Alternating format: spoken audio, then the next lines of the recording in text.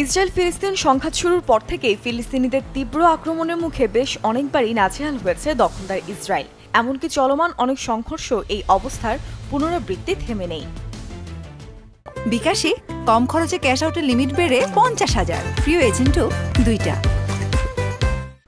ফিলিস্তিনের মাটিতে ইসরায়েল দ্বারা সংঘটিত অন্যায় যেন থামছেই না, আর প্রতিনিয়ত ঘটে চলা এই অন্যায়ের বিরুদ্ধে যেন কোনো প্রতিরোধ গড়ে উঠতে না পারে সেটা নিশ্চিত করতেই জায়নবাদী সেনারা দখলকৃত পশ্চিম তীরে একের পর এক সামরিক হামলা চালিয়ে যাচ্ছে। আর এ সকল হামলার মুখোমুখি মোকাবেলা করছে ফিলিস্তিনি প্রতিরোধ বাহিনীর সাহসী যোদ্ধারা।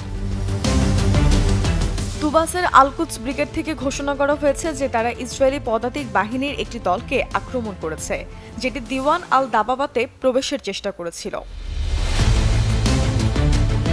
ফিলিস্তিনি প্রতিরোধ বাহিনীর একটি অংশের বরাতে জানা যায় যে ইসরায়েলি সৈন্যরা এই সংঘাতে ফিলিস্তিনি যোদ্ধাদের দ্বারা ব্যাপক পরিমাণ ক্ষয়ক্ষতির শিকার হচ্ছে। অপরদিকে তুলকারামের আল কাসাম ব্রিগেডও তাদের যোদ্ধাদের সাথে ইসরায়েলি বাহিনীর ভয়ঙ্কর সংঘর্ষের খবর জানিয়েছে। গণহত্যাকারী ইসরায়েল প্রতিনিয়ত ফিলিস্তিনে অবকাঠামো ধ্বংস ও নাশকতা করে যাচ্ছে। এমনই উদ্দেশ্যে তারা ফিলিস্তিনি প্রতিরোধ বাহিনীর একটি দুর্গে হামলা করেছিল।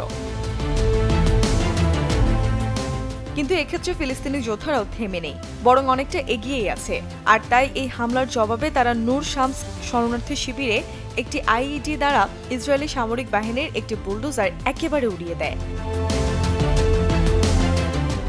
ইসরায়েল তাদের সামরিক অভিযান আরও বিস্তৃত করেছে এবং ইতোমধ্যে তারা নাবলুস, কালকিলিয়া, বিতুনিয়া, আল খাদের এবং বেইট লাহমের ধেসে শরণার্থী শিবির পর্যন্ত অঞ্চলসমূহ তাদের আগ্রাসী অভিযানের আওতায় এনেছে।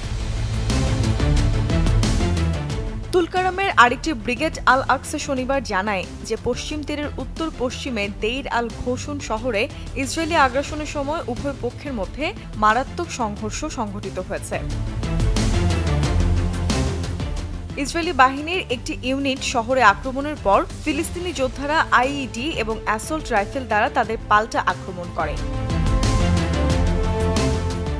কোনো প্রকার বিকল্প ব্যবস্থা গ্রহণের আগে সংঘর্ষ শুরু হয়। ইসরায়েলি দখলদার বাহিনী পুরোপুরি দিকভ্রান্ত হয়ে দেইর আল ঘৌসুনের একটি বাড়ির চারপাশে অবস্থান নেয়। সংঘর্ষ যখন ক্রমশ বিস্তার লাভ করছিল, তখন ইসরায়েলি সেনারা কোনো উপায় না পেয়ে সামরিক অভিযানে যুক্ত সৈন্যদের পাশাপাশি শহরের ভবনগুলির ছাদেও স্নাইপার মোতায়েন করে। এছাড়াও ইসরায়েলি দখলদার বাহিনী আল খলিলের উত্তরে অবস্থিত হালহুল শহরে ফিলিস্তিনি বাহিনীর সাথে ভয়ঙ্কর সংঘর্ষে লিপ্ত হয়। তারা সেখানে সংঘর্ষের সময় স্টান গ্রেনেড ও টিয়ার গ্যাস নিক্ষেপ করে। স্থানীয় সূত্র হতে জানা যায় যে আল খলিলের আল আরডুব শরণার্থী শিবিরে ফিলিস্তিনি যুবক এবং দখলদার বাহিনীর মধ্যে এই সংঘর্ষের সূত্রপাত হয়।